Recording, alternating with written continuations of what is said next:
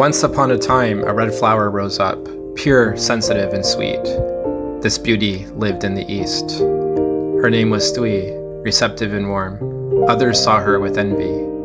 They tried to punish her by taking away her comfort. Banished to Hanoi's depths, she lived weary of others. Such a beautiful soul. All types of things tried to corrupt her insides, but firm she was, her heart was full of love. The efforts never crushed her core.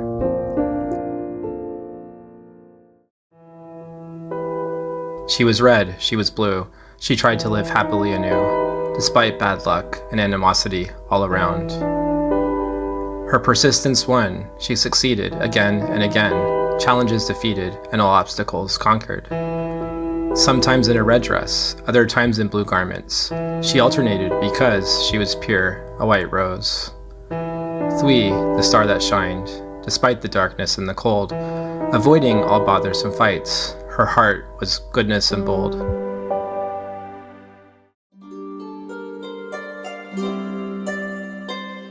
One day, this beauty, the blue flower, left Hanoi, soft, powerful, and strong. She went to places far off, European cities, East Asian resorts and spas. Mykonos was the big stop, while she cooed, sweet little Veneza, like a Vietnamese girl. The birds and cats, the insects and plants laughed with joy. Her passion for life was raw. She charmed the trees of Rome. In beautiful chapels she walked. None knew of her, she wasn't famous. Not a human soul knew her at St. Peter's. She saw the Pope, but he was unaware. However, she was seen by a special audience. The birds sang of her delightful mood. She was cheerful and playful, chasing joy and happiness. Gentle, soft, and light. The grass admired her greatly. Statues watched her fondly. Thuy, a secret, a treasure that few knew of.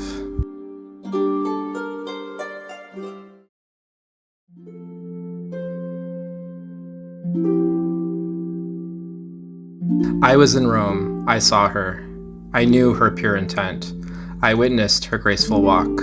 I was the only man who knew. Not a single Roman saw the blue flower from Hanoi.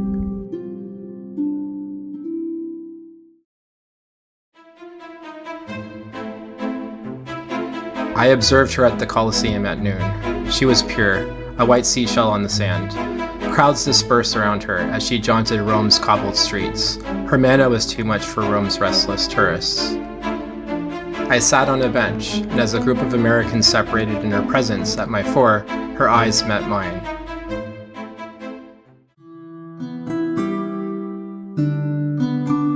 Oak diamonds gazed softly into my deepest center. I laughed, as one might respond to eye-to-eye contact. Ha ha ha, I chuckled. I was caught by her gentleness. The Hanoi flower took initiative. Her smooth face contracted, and her lips opened into a big grin. Her lips were as blissful as the salmon pink and emerald glow of Trevi Fountain at sunset in midsummer.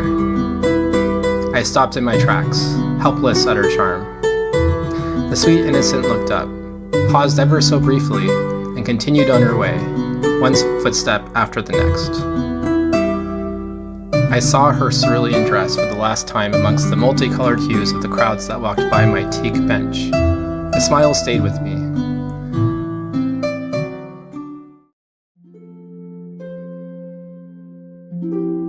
I liked her smile. It was simple and drew me within, to the blue and the red. Remember, these were the colors she always wore. Blue, like the Aegean Sea, red, the color of a carnelian. But more importantly, her grace had touched me.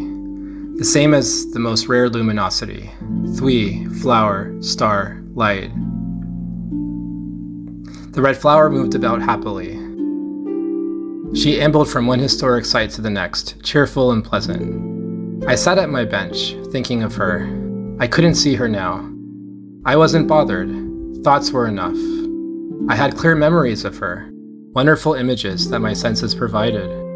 The light scent of her sweet perfume, her ivory skin, dark hair, and turquoise blue dress, the clanking sound of her silver high heels on the pavement, the way pieces of soft fabric on her dress frolicked in Oster's itsy bitsy push. The south wind was dominant in his early April breezes, more so than Rome's north, east, and west winds. Rome was nothing without the flower of Hanoi, its beauty stripped of all essence and depth. She was a polarity, a contrast. Red and blue, her purity, innocence, and frank heart met the eternal city. The red flower brought beauty to the most beautiful city in the world. Thuy, the star that shined.